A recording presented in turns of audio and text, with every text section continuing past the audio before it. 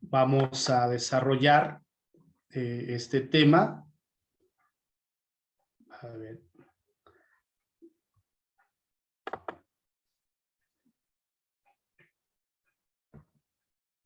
Bien, vamos a ver ahora respecto al tiempo, al año litúrgico y el lugar de la celebración.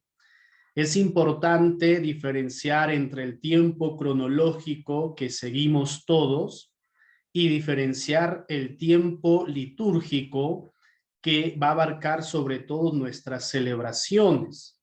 Y vamos a notar que hay una diferencia entre una y otra, porque no es lo mismo hablar de un año calendario cívico al cual estamos acostumbrados nosotros de lunes, digamos, de enero a diciembre, como se establece, y la diferencia entre lo que viene a ser el tiempo y el año litúrgico, ¿no? Vamos a ir por allí en relación a lo que viene esta parte como contenido, y para nosotros también saber discernir, saber separar y diferenciar estos dos elementos que podría ser contradictorio o complicado, pero vamos a llegar a alcanzar e ir por ese camino, ¿no? Primero, el tiempo, como sabemos, es parte del mundo, ¿no? O sea, el tiempo lo podemos definir en 24 horas del día, 60 minutos en una hora, 60 segundos en un minuto, ¿no? Ese es el tiempo cronológico, ¿no? Ese es el tiempo cronológico en el cual, pues, nos movemos, fijamos fechas, fijamos acontecimientos también, llámese históricos, acontecimientos personales, acontecimientos sociales, acontecimientos a nivel mundial, nacional, local y todo, ¿no? O sea, el tiempo define muchas cosas y en el tiempo también nos ubicamos. Entonces, ¿qué es el tiempo dentro de la celebración litúrgica? Pues el tiempo entendido desde la liturgia es un tiempo de celebración, por lo tanto es un tiempo significativo, ¿no? La liturgia ciertamente se desarrolla dentro del tiempo de los cuales ya mencionados como un acto humano, pero el tiempo de celebración. ¿Cuál es la característica? Lo celebrativo y lo significativo que va a tener y que nos va a acompañar en este desarrollo, ¿no? Entonces, este tiempo significativo es distinto viéndolo desde nuestra fe, ¿no? Por eso nos dice en este tiempo, en nuestro tiempo, es distinto al tiempo cronológico porque el tiempo, como lo tenemos dentro de la celebración litúrgica, es la presencia de Dios, los acontecimientos donde Dios interviene en relación a su pueblo, en relación a lo que quiere hacer Dios para con su pueblo y buscar también esa conexión, por llamarlo así, de Dios con su pueblo, ¿no? Por eso nos dice, el Dios de Israel no se manifiesta en la cosmogonía, es decir, en el cosmos, ¿no? Y esto hay que saberlo diferenciar muy bien para no llegar a veces a estas situaciones de generar alarmas, como a veces se suele escuchar cuando hay algún fenómeno, ¿no?, natural, cuando hay alguna situación que sucede en relación a la naturaleza, se suele decir por algunas personas, por algunos grupos, ya estamos en el fin de los tiempos, ¿no? Ya estamos terminando la era, el tiempo, la época, ¿no? Por eso aquí nos aclara que Dios no se revela o no se manifiesta en el cosmos, en el sentido que una cuestión que pueda generar inestabilidad, sino todo lo contrario. Tampoco va a generar estas situaciones por medio de la naturaleza, sino que al contrario, ¿no? Dios se va a manifestar en la historia de su pueblo. Sus intervenciones son históricas, atento aquí, no míticas. Y sus intervenciones de Dios se hacen historia, ¿no? Hay una diferencia entre lo mítico y lo histórico. Lo histórico son los hechos que sucedieron, que se dieron, ¿no? Tal vez incluso con algunas imprecisiones en el tiempo, de fijar fechas, de fijar cuestiones como, por ejemplo, años, esas cuestiones. Pero no son mitos, ¿no? O sea, no son cuestiones ocultas o que se esconden, sino aquello que se hace historia, ¿no? Y aquí notar esta parte importante, dice, el tiempo bíblico no es repetición del pasado. Para algunas culturas el tiempo era cíclico, ¿no? Todas las cosas se repetían, ¿no? En algunas culturas el tiempo, reitero, era cíclico, ¿no? No era lineal, no era de avance, todo se repetía, ¿no? Todo se volvía a lo mismo. Sino, nos dice aquí, el tiempo en la Biblia es sin promesa y profecía de futuro, ¿no? La promesa de Dios en el tiempo es la salvación del hombre. La promesa de Dios en el tiempo es su presencia y su compañía siempre. Y profecía del futuro, porque por medio de los profetas, Dios también habla a su pueblo para tanto advertirles, para invitarles, como también para acompañarlos a lo largo de ese tiempo, preveyendo o también diciéndoles, tengan cuidado de tales o cuales cosas. Esto también es importante tomarlo en cuenta, porque si solo pensamos que las cosas se repiten, nunca lograremos entender y comprender la novedad. Como Cristo es la buena noticia, es la novedad permanente, es aquello que siempre nos está sorprendiendo, es Cristo quien siempre en las celebraciones de la liturgia la actualizamos.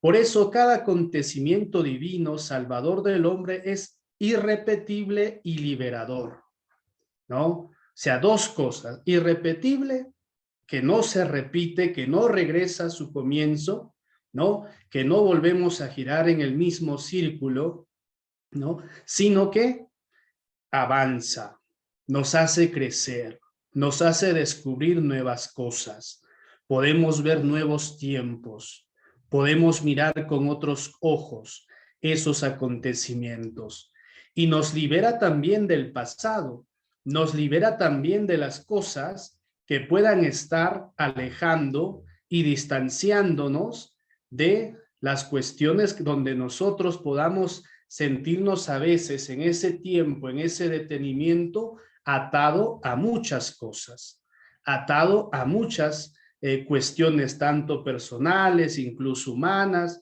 a nivel de pueblo también. Por eso el tiempo resulta ser, a causa de la intervención de Dios, un tiempo salvífico o histórico salvífico, lo que les decía hace un instante, ¿no? Sigue diciendo, el tiempo ya no es el cronos inexorable que devora a los hombres, sino el kairos, el tiempo histórico cargado de acontecimientos salvíficos. Es la novedad constante.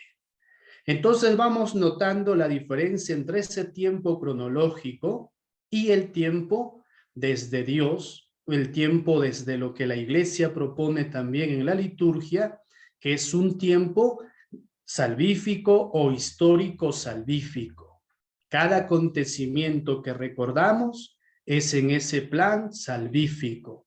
Cada celebración que llevemos a cabo en recuerdo y en memoria de lo que ha sido dentro de nuestra historia de salvación tiene un propósito salvífico. Para repetirlo y pueda quedar claro al respecto también. Un momentito, se está deteniendo la...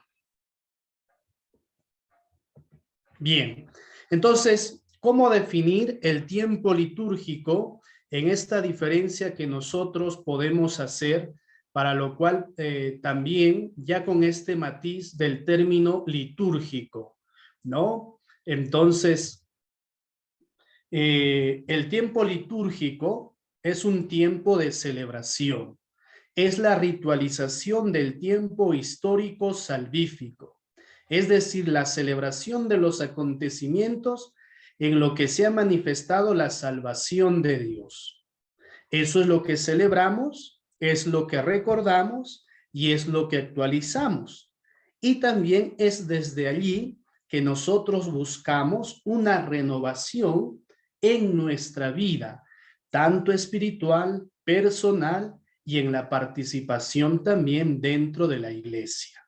Bien, el tiempo litúrgico adquiere dimensiones de verdadero acontecimiento salvífico, de nuevo kairos favorable al hombre, que prolonga la historia de la salvación, en favor del hombre, en favor de la humanidad, no de las cosas, no de los objetos.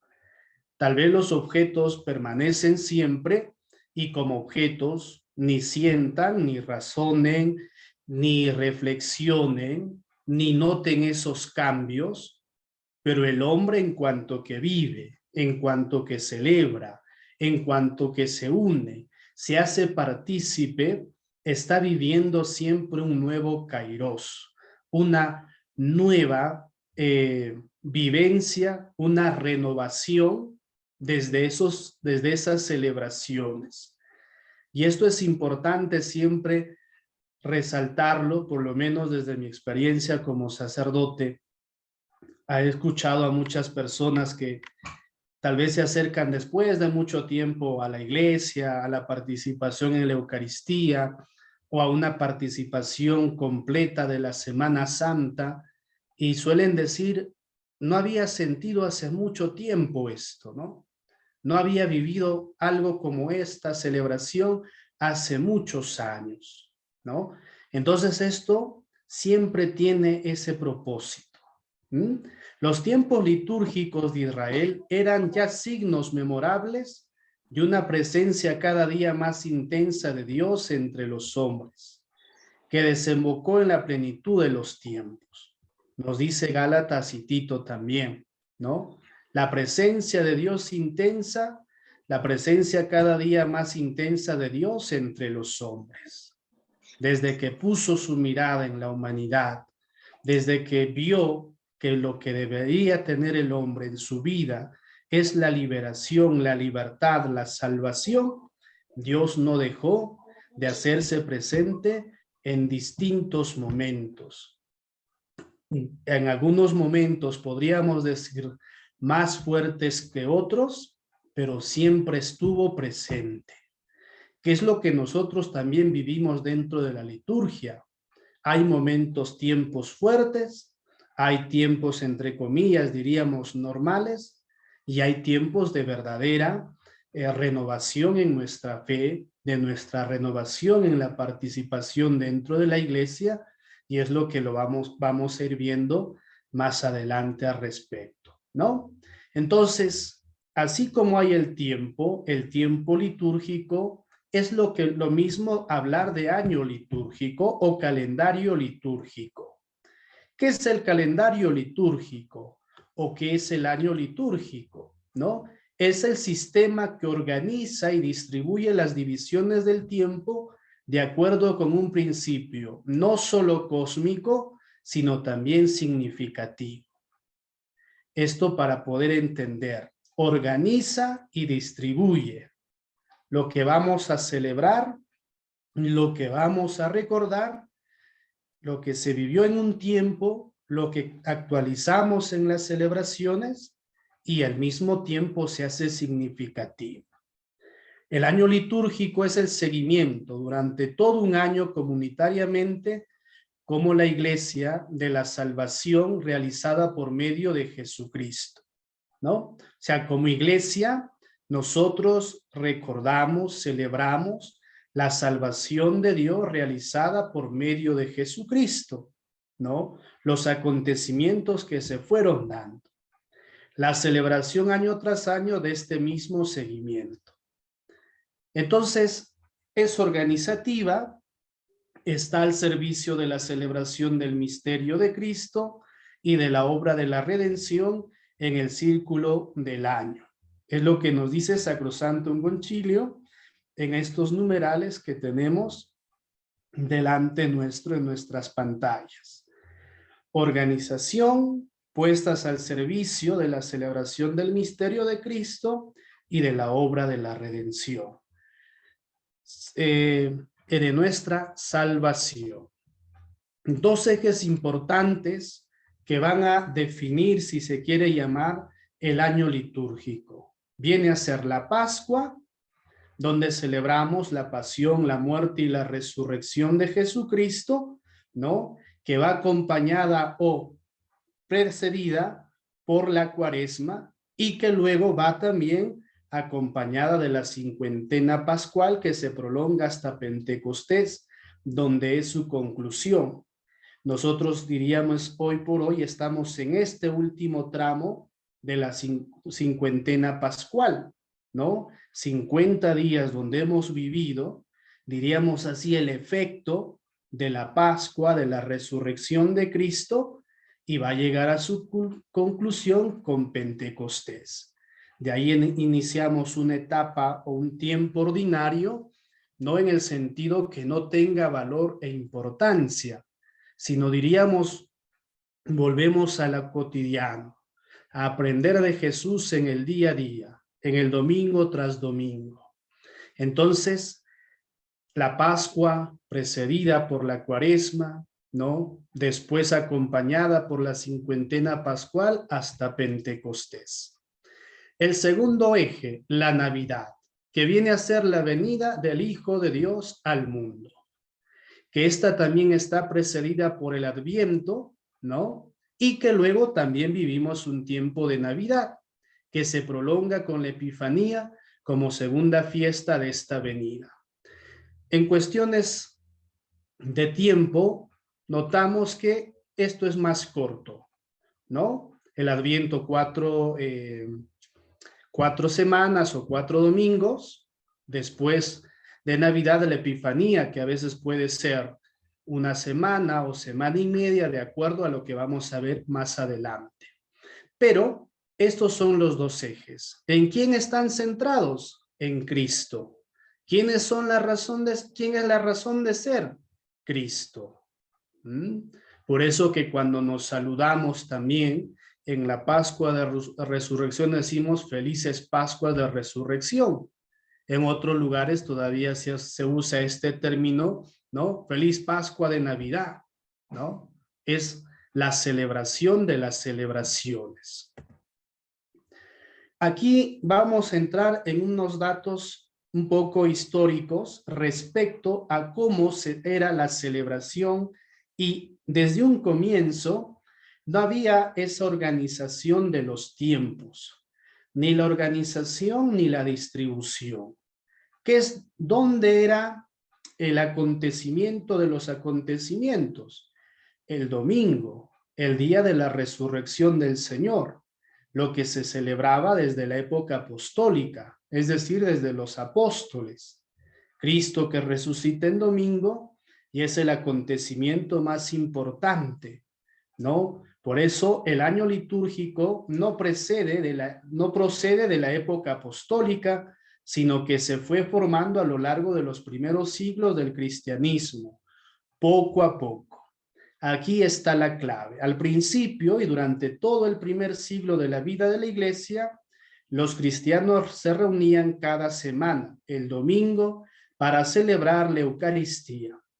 En otros textos de liturgia dice casi en ese mismo sentido que se reunían cada 8 días, ¿no?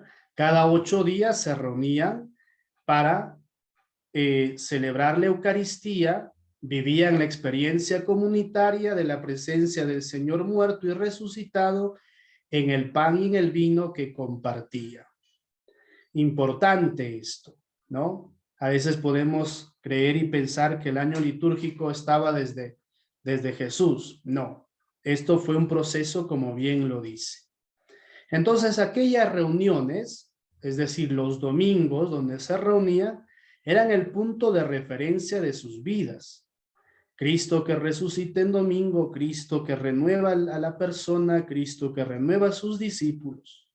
Y en ellas se escuchaban la enseñanza de los apóstoles, o leían sus escritos, oraban juntos, se reafirmaban mutuamente en el compromiso de seguir el evangelio.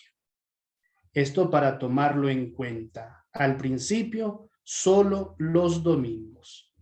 En el siglo II, aquí ya vamos a hablar de la Pascua. ¿Cómo se da esto? Ya no es solo el domingo, vendrá a hablarse ya de la Pascua. Y aquí tiene un antecedente, y el antecedente es la Pascua judía. Y esto es importante tomarlo en cuenta. En la celebración de la Pascua judía es donde Jesús muere, y así nos lo narra el Evangelio de Juan y los otros evangelios también. Esta Pascua judía se celebraba cada año el día de la primera luna llena de la primavera. No de nuestra primavera, sino de la primavera de Oriente. Se celebraba cada año el día de la primera luna de la primavera. Y es la conmemoración anual del gran acontecimiento de la historia de Israel. ¿Cuál era su gran acontecimiento de la historia de Israel? Cuando el pueblo guiado por Moisés se liberó de la esclavitud del faraón. Por eso Pascua significa paso. Paso de la esclavitud a la liberación, para tenerlo en cuenta. Entonces Israel vio en aquella liberación la acción salvadora de Dios, y desde entonces la conmemoró cada año con la celebración de la cena pascual, como agradecimiento a Dios y reafirmación del deseo de fidelidad a la alianza. La Pascua judía o la cena pascual judía estaba acompañada de hierbas amargas, del cordero, ¿no? Hasta ahora lo siguen celebrando así. Era el cordero la cena o la comida principal de esa cena, acompañada, como digo, con hierbas amargas, todo lo que correspondía y les hacía recordar ese gran acontecimiento para ellos.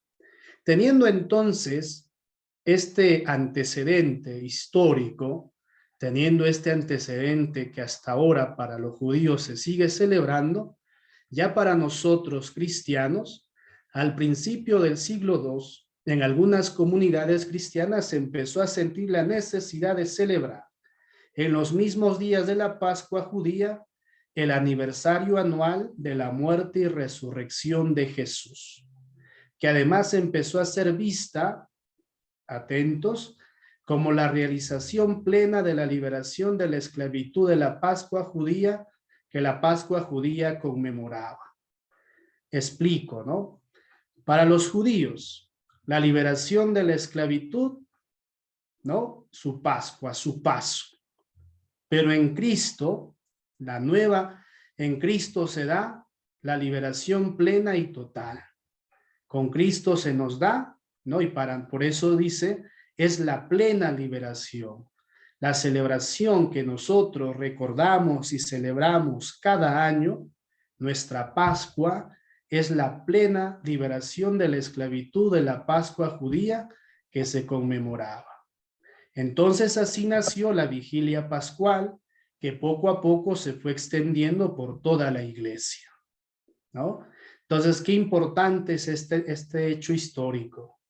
Qué importante es ver ese proceso también para nosotros caer en esa cuenta.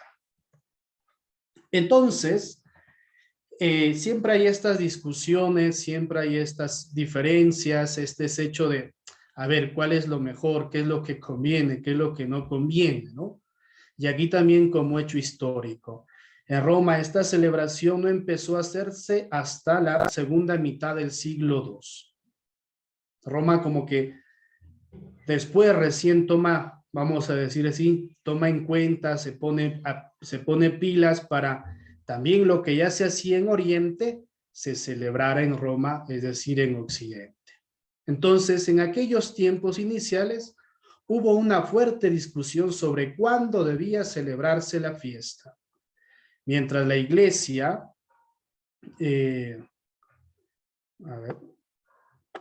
la iglesia de Asia, las iglesias de Oriente defendían que la Pascua debía celebrarse el mismo día de la Pascua judía, ¿no? A ver, un momentito para poder tener la ilación, voy a mover esta ventanita. Ya se me perdió el mouse. Ah, ya aquí está. Bien, entonces, el mismo día de la Pascua judía, es decir, el día de la primera luna llena de la primavera, fuera cual fuera el día de la semana en que cayera, ¿no? Siempre está la referencia a la Pascua judía. Recuerden bien esto, la luna llena de primavera. Luego dice, las otras iglesias, entre ellas la de Roma, decían que debía celebrarse siempre en domingo. Y ya cae por su propio peso. ¿Por qué? Porque el domingo se celebraba el día de la resurrección, el día del Señor, ¿no? Y la celebraban, por tanto, el domingo siguiente a esa primera luna llena. Es decir, no se pierde mucho en el sentido de que se continúa, se tiene como referencia esa celebración dentro de la Pascua, dentro de la luna llena de primavera, ¿no? Pero Roma y otras iglesias dicen, pero nosotros queremos darle importancia, valor al día domingo. Domingo significativo e importante para todo cristiano. Entonces, esta segunda posición, la de Roma, es la que finalmente se impuso y así perdura hasta nuestros días. Entonces, el año litúrgico coincide con el civil en cuanto a su duración, pero tiene una estructura propia, en parte heredada del judaísmo, consistente en la articulación de dos ciclos de fiesta, unas fijas y otras movibles. Eso lo vamos a ir viendo en el calendario como tal.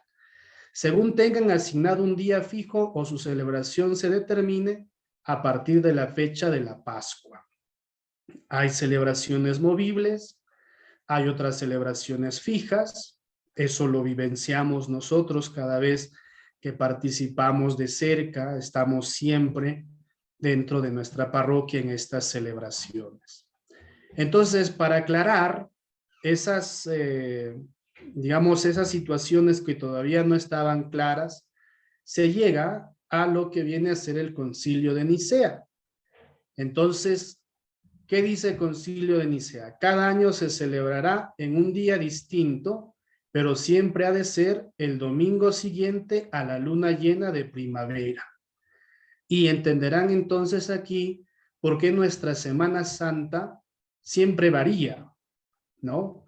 Y va a variar dentro de estas fechas, entre el 22 de marzo y el 25 de abril. O sea, en ese lapso de tiempo, teniendo como referencia la luna llena, lo que otros suelen decir el equinoccio, ¿no? En verano, es que se fija el calendario litúrgico también.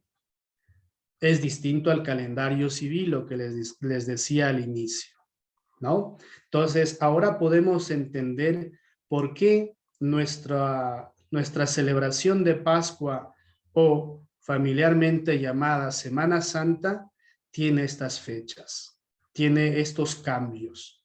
Es en función a la luna llena de la primavera, ¿no? De Oriente. ¿Cuáles son los tiempos litúrgicos? Ahora lo que decía, ¿no? Se divide, se organiza, se distribuye para poder tener en cuenta nuestra celebración y tener en cuenta cómo recordamos esos acontecimientos. Adviento, que consta de 4 semanas para prepararse a Navidad, luego entramos en un tiempo ordinario. Luego viene la Cuaresma, que consiste de 6 semanas. Después de ello viene el Tríduo Pascual, la Pascua 50 días, que termina con Pentecostés, y volvemos a un tiempo ordinario, que es el más prolongado, de 6 meses, ¿no? El que sigue de Navidad es solo de 8 semanas, de 4 a 8 semanas, pero el más largo es la de 6 meses, el tiempo ordinario después de Pentecostés. Celebramos varias, o sea, durante ese año litúrgico también hay otras celebraciones, como dije antes, movibles, otras también que son fijas, y que también aquí en ese año litúrgico, en estas celebraciones, también están en lo que viene a ser el santoral, la celebración y la memoria, la fiesta de los santos. Y a este respecto, hablando del santoral, también vamos a definir en función de recordarlos, de celebrarlos, no de marcar y lo que marca también en la historia. Ahora, dentro del santoral hay lo que se suele llamar fiestas, hay otros que se suelen llamar memorias obligatorias y otras que se llama memoria libre, ¿no? Y luego, nuestro santoral es muy grande, hay muchos santos. Entonces, para que no sea, llamémoslo así, abultado y que todos los días no tengamos una celebración, no porque se desmerezca, sino por la cantidad, la iglesia también ha procurado que podamos tener los santos que tienen mayor devoción, que tienen mayor, se les conoce más, que se puedan tener sus fiestas, en otros casos memorias, y en otros casos memorias libres. Entonces, ¿qué es lo que corresponde a esto? También cada comunidad religiosa, cada congregación, empezando por sus fundadores, tienen su propio santoral. Es decir, miembros de esa congregación que en el transcurso de su historia han llegado a la santidad. Algunos son beatos, como en el caso nuestro más cerca, Guchita, que su fiesta pues es en septiembre, ¿no? Entonces se pone como fiesta para la iglesia en particular, ¿no? O para la congregación del cual fue parte también. Entonces, eso es importante tenerlo en cuenta. Ya cuando se trata de devociones particulares o familiares personales, pues eso se celebra más hacia el interior, diríamos, en el sentido de que no vamos a hacer que la iglesia lo celebre en conjunto, ¿me entiende? Por ejemplo, en algunos lugares a San Francisco de Asís, los franciscanos lo celebramos como fiesta, ¿no? Mientras que en otras comunidades solo lo toman como memoria obligatoria. Y así entre otros santos también, para poder notar la diferencia. Estos tiempos litúrgicos están acompañados también de colores litúrgicos, para notar que cada color tiene un significado y tiene su razón de ser. Y aquí la descripción al respecto, ¿no? No voy a dar lectura porque seguramente lo saben, lo entienden, pero esto es para refrescar la memoria, ¿no? Y ahí está su desarrollo al respecto. Y aquí el ciclo del año litúrgico. Quiero decir que la razón de ser del año litúrgico, del calendario litúrgico, es Cristo. Aquí está representado el Espíritu Santo, pero la razón de ser del año litúrgico es Jesús, Cristo. En razón de Él es toda la celebración. En razón de Él tenemos todo lo que celebramos. Por eso se inicia en Adviento. El año civil, ¿en qué mes comienza? En enero. Mientras que el año litúrgico comienza en Adviento y termina con Cristo Rey, que suele ser en el mes de noviembre, ¿no? En función a esto. Y allí podemos tener graficado con colores lo que vamos celebrando en cada uno de estos momentos, en cada uno de estos tiempos litúrgicos. Como pueden ver aquí, se llega a concluir lo que venía diciendo antes respecto a la distribución, organización del año litúrgico.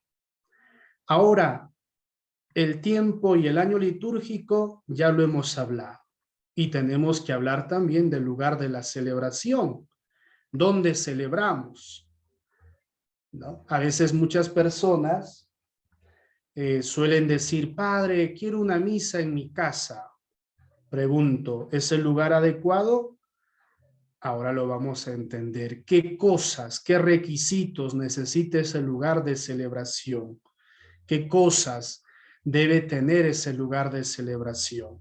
Por eso Sacrosanctum Concilium 124 nos dice, al construirse los templos, debe procurarse con diligencia que sean idóneos para seguir las acciones litúrgicas y lograr la participación activa de los fieles. ¿Recuerdan cuando hablábamos de signos y de símbolos? ¿No? Cuando hablábamos también de lugares, que viene a ser un símbolo, donde vamos a adentrarnos en un lugar distinto al que está afuera, distinto en el que nos movemos o en el cual circulamos todos los días. Entonces, este lugar tiene que tener sus condiciones, tiene que cumplir los requisitos. Entonces, una Eucaristía, como cualquier otra celebración del sacramento, no se puede hacer en una casa si es que no suele ser, por ejemplo, el sacramento de la unción de los enfermos, el sacramento de la confesión, incluso en cuestiones de emergencia, el sacramento del bautismo. Es decir, debe cumplir la dignidad para llevar a cabo la celebración de esos actos litúrgicos, de esas celebraciones litúrgicas. Entonces, el lugar de la celebración viene desde los inicios, incluso desde el pueblo de Israel, para que vean también que saber el lugar de Dios tiene nos va a llevar, diríamos así, psicológicamente, a reconocer ese sitio, a tener también un comportamiento distinto en ese lugar. Pero el mayor templo, el mejor lugar es Cristo mismo, ¿no? Es Cristo mismo el templo donde nos reunimos, donde nos encontramos. Cristo mismo es el lugar donde nosotros somos congregados, donde Él nos invita, donde Él nos congrega y con Él nos congregamos. Ese es Él es el primer lugar donde vamos para celebrar. Ese lugar es Él donde también preside nuestras celebraciones. Es Cristo el altar, el mayor de los altares de ese sacrificio. Y Cristo mismo también es el sacrificio mayor como ofrenda agradable a Dios nuestro Padre. Les decía que para llegar al lugar donde nosotros conocemos hoy, el lugar de la celebración, vamos a tener el antecedente ya en el pueblo de Israel. A pesar de que ellos caminaron por el desierto para llegar a la tierra prometida, supieron tener un lugar para Dios, un lugar especial donde estaba Dios. Es el lugar donde guardaban el arca de la alianza. Por lo tanto, debía tener sus propios matices, sus propias características. Y esta imagen nos lo grafica como era, ¿no? Alrededor están las otras tiendas donde vivían, donde moraban, y el lugar donde estaba el arca de la alianza era la tienda de las tiendas, el lugar especial, el lugar donde reconocían que estaba la presencia de Dios. Y este gráfico es muy bonito, porque si nos damos cuenta, aquí está como una especie de caldero, ¿no? Que está llameante, humeante, y dice, donde suba nuestra oración, Señor, como incienso a tu presencia. Lo rezamos dentro de la liturgia, en la Eucaristía, hay un prefacio donde se hace mención al respecto, ¿no? Suba, Señor, nuestra oración como un incienso a tu presencia. Y es lo que representa. Luego también, si se dan cuenta, está la nube en forma vertical sobre la tienda, ¿no? Entonces, dentro de la del Antiguo Testamento, también esa nube que acompañaba al pueblo en ese caminar por el desierto era la presencia de Dios sobre ellos. Y esto también nos lleva a una reflexión, haciendo un paréntesis, ¿no? Recuerden cuánto reclamaba el pueblo a Dios, cuántas cosas no le reprochaban a Moisés, que les mostrara al Dios que los había sacado de Egipto. Y entonces no notaban que esa nube era la presencia de Dios que los acompañaba siempre. Y por último está el sol, como pueden ver, radiante, dirigiéndose hacia la tienda. Y como podemos ver esos rayos, si se dan cuenta, en la tienda se nota un brillo distinto. Hay mayor brillo en referencia de todo a lo que está alrededor de ello. Esto es un gráfico muy bonito que representa todo el contenido, diríamos, bíblico del Antiguo Testamento. Entonces, este es un referente, un precedente de lo que luego vamos a conocer como templo. Y aquí tenemos el templo de Jerusalén. Esta ya es el segundo templo construido en el 516 antes de Cristo. Primero hubo el primer templo construido por Salomón del 586 antes de Cristo y que esta había sido derruida por el Imperio Babilónico, ¿no? Entonces, quedarse sin templo para los judíos o para el pueblo de Israel era quedarse sin historia, porque era el lugar donde estaba el Arca de la Alianza. Luego también, pues ya se levanta un nuevo templo, ¿no? En el 516 antes de Cristo, y es lo que tenemos aquí graficado. Pero este templo también fue derruido en el año 70 después de Cristo. Y esto es interesante, solo a modo de mención. Fíjense las distribuciones que tenía. Fíjense las escalinatas, y ahí hay una división, y la parte más alta es el lugar del Santo Santorum, es decir, donde estaba el Arca de la Alianza, y era el lugar donde podían tan solo entrar los sacerdotes, los que tenían, llamémosle la dignidad, llamémosle, tenían el privilegio de poder entrar y elevar las oraciones. Y el pueblo muchas veces se ubicaba hacia las afueras. Como pueden ver también en el cerco exterior hay como unas escalinatas alrededor. Dentro también hay unas escalinatas. Entonces, para darnos cuenta la clasificación que se tenía en función también de la condición que tenías en ese entonces para acceder a los distintos lugares.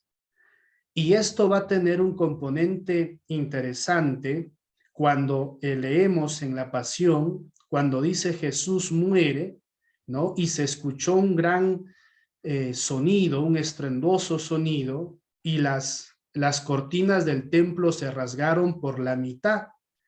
Recordaremos mucho eso. Eso tiene mucho en relación con esto, porque con Cristo, con su muerte, se rompe todo tipo de clasificación, ¿no? Con Cristo se quita todo tipo de divisiones, porque Cristo llamó a todos, invitó a todos, y Cristo vino para todos. Y entonces, esto, lo del templo, cae, ¿no? Muy fuera, solo a modo de comentario, y lo que nos dice en esa parte, ¿no? Pues, y las cortinas del templo se rasgó en dos, se quita las divisiones, desaparece las divisiones con Cristo. Entonces, estas referencias mencionadas hasta aquí va a tener también otras. Entre ellas ya estaban los templos griegos, grandes, inmensos, ¿no? Con esas columnas como podemos ver en las imágenes. Y luego también estaba el Imperio bizantino, que tenía sus propios artes, y aquí podemos ver ambos, que esto van a ser referentes para luego nosotros lo que hoy conocemos como los templos católicos o los templos donde nos congregamos para celebrar nuestra fe, para celebrar también nuestras acciones litúrgicas. Estas referencias es en cuanto a lo arquitectónico, acompañado también del arte, de su belleza, lo que representaba. Se ha dicho de paso, el de abajo donde dice templo bizantino, ya es un templo católico, ya es un templo porque podemos ver allí la cruz, pero lo que quería es que rescatáramos de ello la belleza, el arte. Entonces, transcurre el tiempo y luego van a estar también los templos de estilo románico, ¿no? Igual forma, grandes columnas, espacios altos, con mucha iluminación. Y les pregunto, ¿a qué nos lleva como referencia esto? ¿No? El lugar de Dios es el lugar de la luz. El lugar de Cristo es el lugar de la luz. Y esta iluminación nos lleva a la primera imagen que les mostraba, ¿no? Y aquí para tomar en cuenta también. Entonces los templos de estilo románico se caracterizaban porque tenían una sola nave, ¿no? Hoy en otros lugares podemos darnos cuenta que hay 3 naves, en otros templos o catedrales incluso, pero de esos tiempos era de una sola nave, ¿no? ¿Qué cosas deben tener en cuenta? La iluminación, el espacio, el poder ver y contemplar lo que se está celebrando, ¿no? Las acciones que hace el celebrante, el presidente de la celebración, la participación en conjunto de todo el pueblo en todas las celebraciones. Luego también está el templo de estilo gótico, ¿no? Y entre ellos la referencia a la Catedral de Notre Dame. Y aquí una imagen nada más, los vitrales, la luz, el juego de colores. Es una belleza cuando ya nos adentramos y vemos más a detalle lo que viene a ser el arte, ¿no? Historia del arte o el arte religioso también, solo aquí a modo de referencia para darnos cuenta, ¿no? O sea, cómo fue entrando, cómo se fue adquiriendo, ¿no? Tanto el arte, la arquitectura, para configurar y para luego establecer lo que hoy por hoy tenemos en nuestros lugares de celebración, como vienen a ser las catedrales, los templos, las parroquias, las capillas. Entonces, hay esa referencia. ¿Qué es lo que nos pide también dentro de la liturgia? ¿Qué es lo que debe tener la liturgia en esos espacios y en esos lugares? Esta es una foto, una imagen de la Capilla Sixtina. Nos tienen que ser lugares que nos lleven a contemplar los acontecimientos de nuestra historia de la salvación, acompañado de las imágenes, que en un comienzo también eran unas formas de catequizar al pueblo. Por eso es que podemos ver quienes hayan podido viajar a Cusco, por ejemplo, a Cajamarca, a lugares, a ciudades así un poquito más antiguas, de muchos cuadros, de muchas pinturas. Eran también escuelas donde se catequizaba, eran lugares que desde el arte, desde la imagen, se les enseñaba a aquellos a quienes se les estaba catequizando.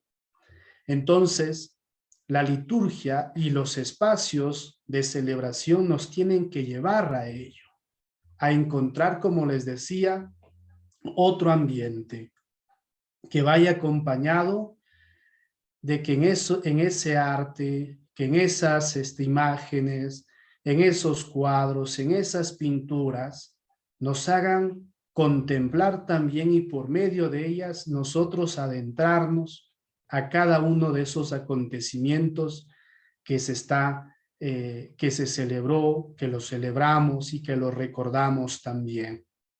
Y es lo que vemos aquí, Cristo, la diferencia que hace entre el lugar de los muertos, el lugar de los vivos, el cielo, ¿no?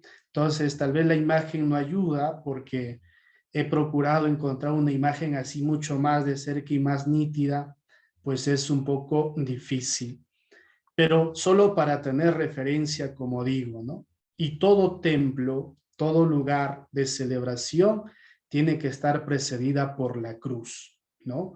Toda celebración. Y así como tiene también su lugar de ser al interior, también hacia el exterior debe tener sus espacios propios. Y nos dice, dentro del Sacrosanctum Concilium, como en otros documentos en relación a la liturgia, cuando nos habla de los espacios, nos dice que deben ser lugares donde que pueda tener esa accesibilidad hacia la calle, por donde pueda generarse ese contacto y luego notar la diferencia entre lo exterior y lo interior. Y que esto también va acompañada de sus espacios, como lo conocemos el atrio, como nos conocemos el espacio propio ya de la iglesia como tal. Y aquí en esta catedral de Arequipa podía poner como ejemplo esas diferencias, ¿no? Están las escalinatas, que es más en relación a la calle, luego está el atrio, que ya diríamos es el preámbulo, ¿no? O llamémosle previo para entrar al lugar que corresponde, donde vamos a notar esa diferencia y esa distinción. ¿Qué es lo que debe tener también esos espacios? Iluminación, que se pueda ver con total libertad, no tanto libertad, es decir, tener toda la visión de lo que se está celebrando. Y esto se ubica bien, esta es una imagen muy bonita de la Catedral de Lima, de lo interior, ¿no? Entonces así tú te pongas al delante, atrás, al medio, vas a tener siempre la vista hacia el altar donde se está celebrando y donde se está llevando ese acontecimiento. ¿Qué acompaña estos lugares? También los Vía Crucis, las imágenes de la Vía Crucis, las imágenes de los santos, como podemos notarlo allí. También están los confesionarios a los costados. Por ejemplo, en la Catedral de San Ramón tenemos a la parte de atrás o al ingreso a la catedral, a ambos lados. Y también nuestra Catedral de San Ramón es un lugar para mí muy bonito, porque si se han podido percatar quienes la conocen, no hay columnas. Están las columnas laterales, pero no hay columnas como por ejemplo aquí pasa en la Catedral de Lima al medio. O sea, es una arquitectura bien hecha, bien pensada, para ganar el espacio, pero también para tener la vista completa de todo. Y eso es muy bonito. A mí en lo personal, la Catedral de San Ramón me parece espectacular. Hemos hecho por ahí un pequeño trabajito que esperemos en poco tiempo pueda ya estar viendo luces, se pueda estar viendo y luego compartirlo con todos ustedes. Pero para darnos cuenta lo que implica el lugar de la celebración, qué es los componentes que debe tener, de no solo deleitarnos en cuanto, wow, qué bonito, o wow, qué grande, o wow, qué chévere tal o cual cosa, o decir, oh, qué limpio está, que esos son los requisitos que necesita. Ahora, en relación al altar, dice que también debe tener cada cosa estar ubicado en el lugar que corresponde. Tenemos al lado izquierdo el ambón, desde donde se proclama la palabra de Dios, el lugar donde también el que preside la celebración puede llevar a cabo la homilía o puede hacerlo también desde la sede. Aquí en la Catedral de Lima tiene otro espacio que también se suele usar, por ejemplo, el Viernes Santo para el sermón de las 3 horas, ¿no? Desde ese lugar se hace la prédica y antiguamente también se hacía. Pero fíjense el espacio, ¿no? La distribución, el lugar donde que no debe impedir nada para ver lo que se está celebrando, lo que está aconteciendo, quienes estamos participando. Y todo ello con un solo fin, que podamos tener la participación, vivir esa experiencia de lo que todos estamos celebrando. También el altar debe tener una distribución, ¿no?, adecuada. Este es el altar del templo de San Juan Bautista de Yanaguara en Arequipa. Y esto es más o menos lo que quiero explicar. En cuanto que decía bien distribuida, siempre debe estar la referencia de Cristo en las distintas advocaciones que se tenga. Por ejemplo, aquí se tiene el Sagrado Corazón de Jesús, en otro se puede tener al Señor de Burgos, en la Catedral de San Ramón tenemos al Cristo que está al fondo, ¿no?, que pende de la cruz, es un Cristo de madera, ¿no?, y alrededor, al costado, está la imagen de la Virgen María. Pero para aquí también ver, ¿no? Aquí, por ejemplo, tenemos a Jesús, abajo tenemos a la Virgen de Chapi, como bien sabemos, es una devoción muy grande en la ciudad de Arequipa.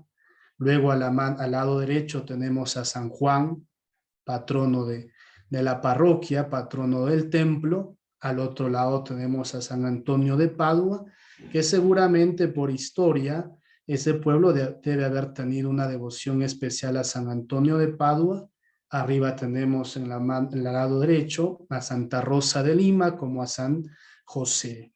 Devociones probablemente más populares, más llamativas, que congregan más personas, y por eso se les tiene en el altar principal, ¿no? Para poder darnos cuenta que allí también debe haber esas especificaciones. Esto pasa mucho, y ahora tal vez cuando vayamos a los templos, a nuestras parroquias, podamos ver con detenimiento dónde están ubicados, ¿no?, cómo están distribuidos, cómo están ubicados. En los templos que son de estilo, casi en todos, ¿no?, tenemos a los santos a los laterales, a los costados, en función también de la devoción que se tenga, en función de que tal vez se trata del titular del templo o el patrón del pueblo, y así. O sea, eso tiene su razón de ser. Para terminar, ¿qué cosas más acompaña la liturgia? Así como decía que están los lugares, también están los objetos. Entre ellos los objetos, los ornamentos litúrgicos, que ya lo había puesto en unas diapositivas anteriores, y que luego también están los objetos litúrgicos, como vienen a ser el cáliz, el copón, las vinajeras, ¿no?, el crucifijo, el sagrario. Luego está también se me acaba de ir el nombre, pero donde ponemos a Jesús Eucaristía, se me ha ido el nombre, pero seguro ustedes lo recuerdan mejor que yo. Pero bueno, esto también debe tener y cumplir sus propios requisitos. Se dice que los vasos litúrgicos, los vasos sagrados, deben ser en este material que se pone a la vista de ustedes. No puede ser en barro, no puede ser en madera. A veces sí hay unos tallados muy bonitos, ya sea en barro. La custodia, me acordé el nombre, ¿no? La custodia. Puede ser ¿no? O sea, puede tener mucha belleza, puede ser muy bonito, pero no son adecuados. ¿Por qué? Porque se pide y se recomienda, y hasta en cierta manera es lo que manda la liturgia, que sean estos vasos sagrados en este material, por el hecho es que allí va a contener lo que viene a ser luego el cuerpo y la sangre de Cristo. Entonces, la sangre de Cristo, cuando se sume de este cáliz, de este material, se va a sumir todo. No va a quedar.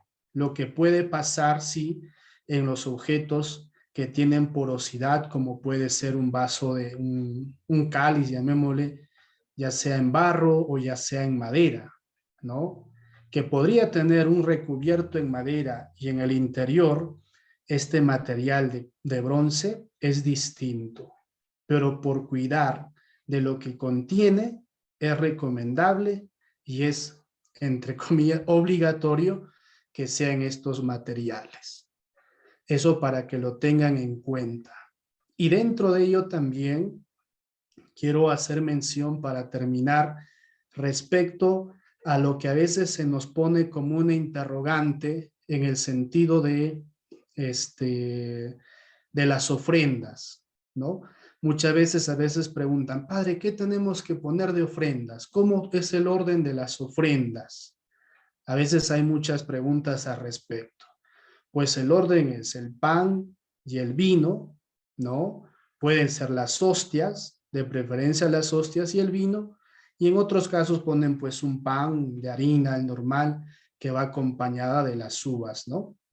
Y luego viene también las velas y por último las flores, que es lo que corresponde a las ofrendas, y algún signo en referencia a lo que se pueda o lo que se esté recordando como celebración. Pero en lo posible no hay que abusar de ello y allí hay que tener cuidado, porque a veces he visto que en algunas celebraciones, por ejemplo de la primera comunión, dice, te ofrecemos como ofrenda, llevan sus fichas, ¿no?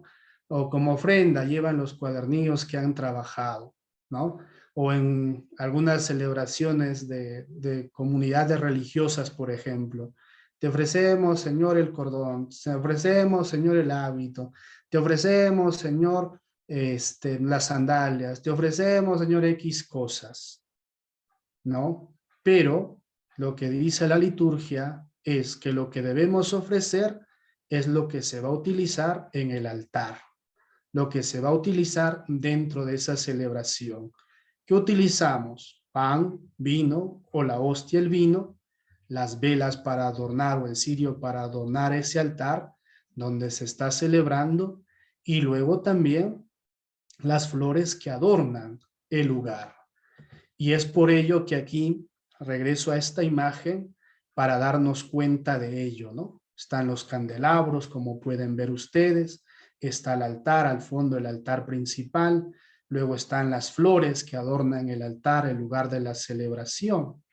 Y luego en ese altar se va a hacer el sacrificio, donde que el pan y el vino se van a convertir en cuerpo y sangre de Cristo.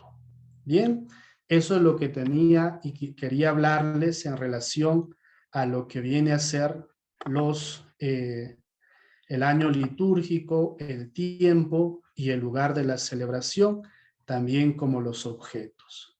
No hay mucho que decir al respecto y espero que les sirva de ayuda a ustedes.